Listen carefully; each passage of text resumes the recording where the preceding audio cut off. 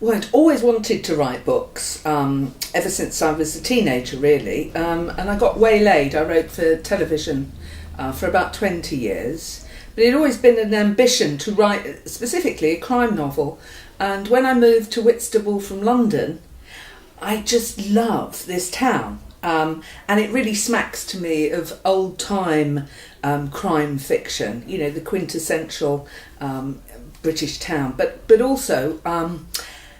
in many ways, I love Whitstable so much, I really felt that the books could be a tribute to the town. So that's why I wanted to write about Whitstable in particular.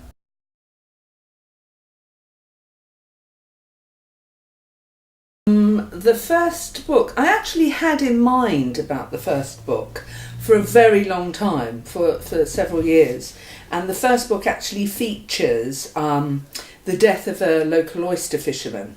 So...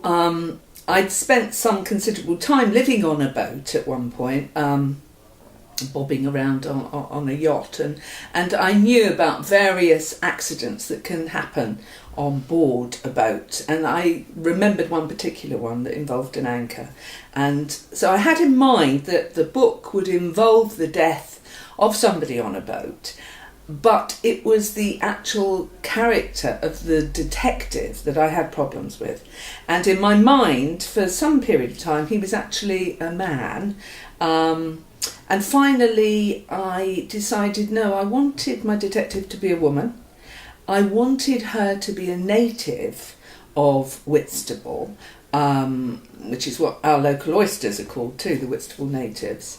And I wanted there to be a certain tension between the locals and what are known as the DFLs, or the Down from Londoners. So once I had that in mind, it was a case of really working out the plot, whodunit basically, and that took some considerable time. I'd say I worked almost a year on the book, because I wasn't working on it all the time. But the second and third books that I've completed in the series went much quicker.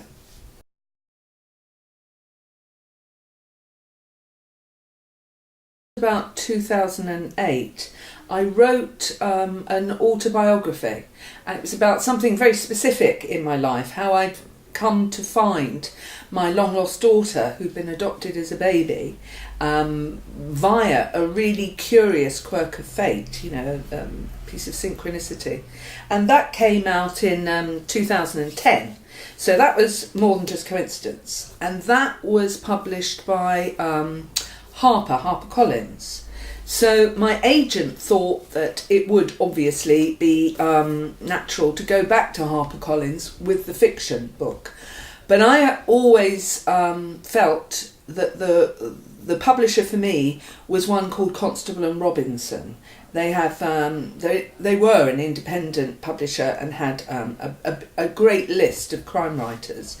So I actually did quite a bit of research myself, and I really wanted the book to go to them.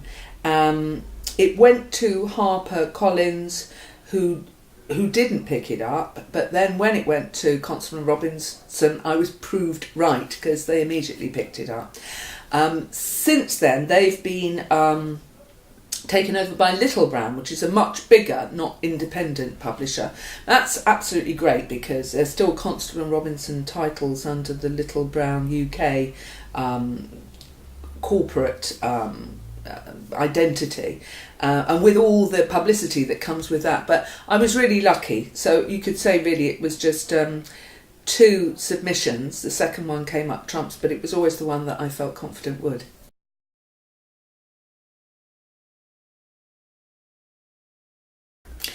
That's a good question, because I don't think anybody is really aware of what publishers are really looking for at any one given time.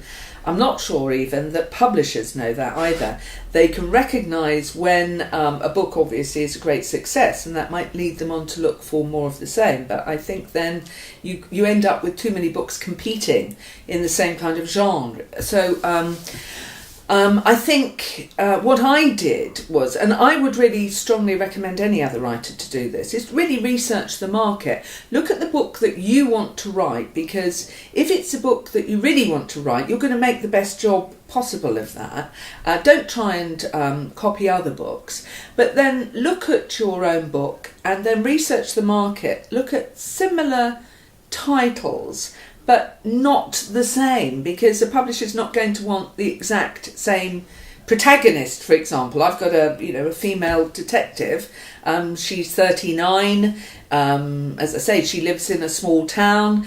If the publisher already has that, they're not going to want another title that's competing with their existing one. But have a look and feel. I think it's almost like maybe a bit like computer dating.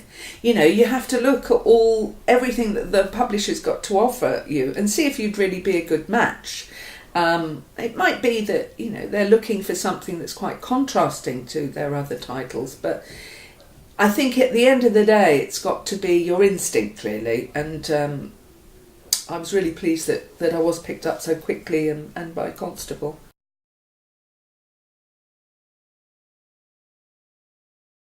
When you are writing, it's very difficult, because you want to please a readership, but you don't know yet who that readership is. And you also want the quality of your writing to be good, so you spend a lot of time writing that. And then maybe you get lost in your plot and you begin to have serious doubts as to whether or not you're ever going to get to the end of it, and is it going to be any good. But you just have to keep at it, because even if you find you have to have a break from it, always return. And if you keep writing the words, eventually you'll have enough for a book. And even if it's not completely right, you can always go back and revisit it and hone it. And obviously I had to do a lot more of that with the first book than I did the second and third, because all those elements weren't quite established, like who my characters were and their relationships, etc.